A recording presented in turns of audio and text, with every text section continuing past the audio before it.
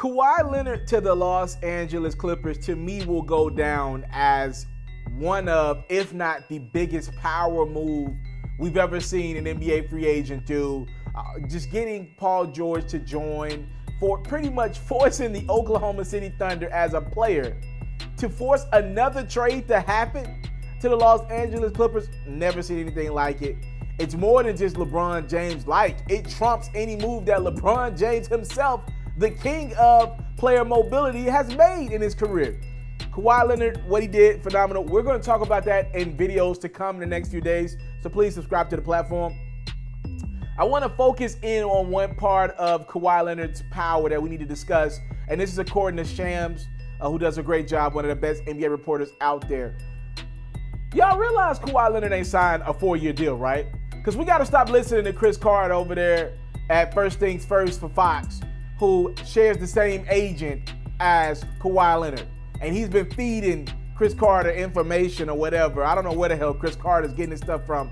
But Chris came out and reported, this is a former NFL player, Hall of Famer, turned TV analyst who tried to become a reporter for the Kawhi Leonard saga. Chris Carter came out and said that Kawhi Leonard is not signing any short-term deals with any team. There was a report out there that Kawhi would be signing a short-term 2-year deal to return to the Toronto Raptors. All right, so Chris Carter was wrong. He was 100% wrong, saying that Kawhi wouldn't sign a short-term deal. According to Shams, Kawhi did sign a short-term deal. Kawhi did not sign a 4-year deal like LeBron James with no opt-out. I still don't understand why a guy that's powerful, that is that smart with his business, gave away all his rights to the Los Angeles Lakers and signed a 4-year deal. Well, Kawhi ain't do that.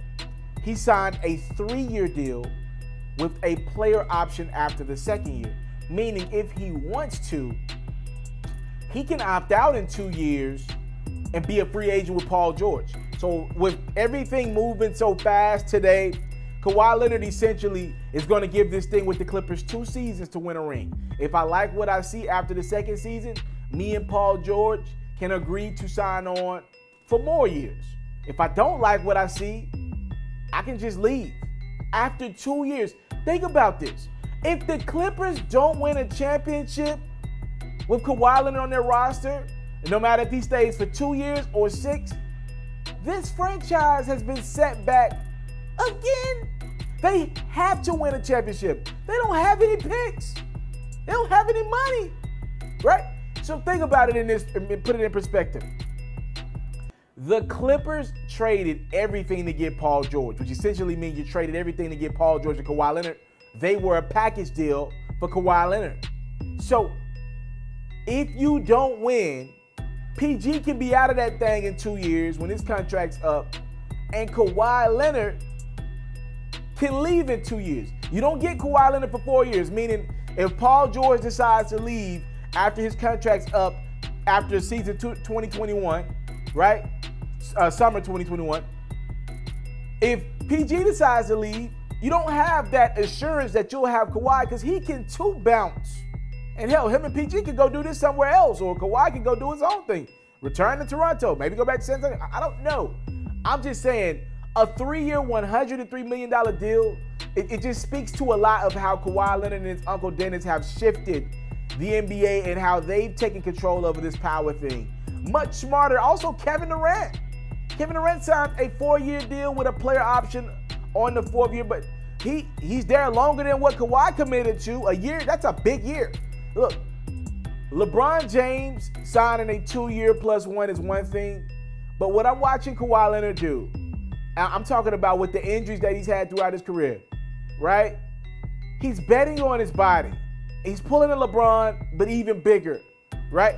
I just want to see if it pays off for Kawhi, and hopefully he can stay healthy. I'm guessing he's got a new nutrition. You got $30-something million a year, Dane. You know, you got the money to go get you a great trainer or whatever. He had a great trainer in Toronto. I'm just wondering, does Kawhi's body hold up? Because this is a big deal. You got 3 years for sure. If you need, let's say he gets injured after the 2nd year, he has a 3rd year for some type of stability. But I'm guessing Kawhi Leonard's going to want a new deal. After the summer 2021, Kawhi Leonard and Paul George can both get crazy deals with the Clippers. The Clippers can sign Paul George for 5 years, $253 million. That's over $50 million a year. Kawhi can get a little less. Most he can get is 4 years, $196 million, which, let's just put it like this, he ain't losing any sleep at night. Those deals are crazy. But again, Kawhi Leonard thinking the next step. Him and his Uncle Dennis, y'all been clowning Uncle Dennis in the way he walked. He knows what he's doing. Kawhi Leonard, according to Shams, not a 4-year deal, 5-year deal. This is a 3-year deal, $103 million. There's still a good chance Kawhi Leonard opts out after 2 years. This dude could be right back on the market. And by the way, have you seen summer 2021? The lineup of guys that are free? Paul George, Kawhi Leonard, LeBron James, Giannis Antetokounmpo, who will be in the prime of his career at that point. Oh my goodness. The NBA, where the offseason never shuts off. How about? I came from nothing, but I want everything God has for me. I interview celebrities. I talk sports. I still represent the culture. I got the kids. You are now tuned in. Yeah, we locked in right now, Mr. Taliaferro. Mr.Taliaferro. Mr.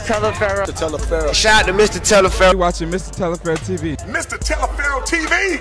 Here with the Triple B's, you can't do nothing but win.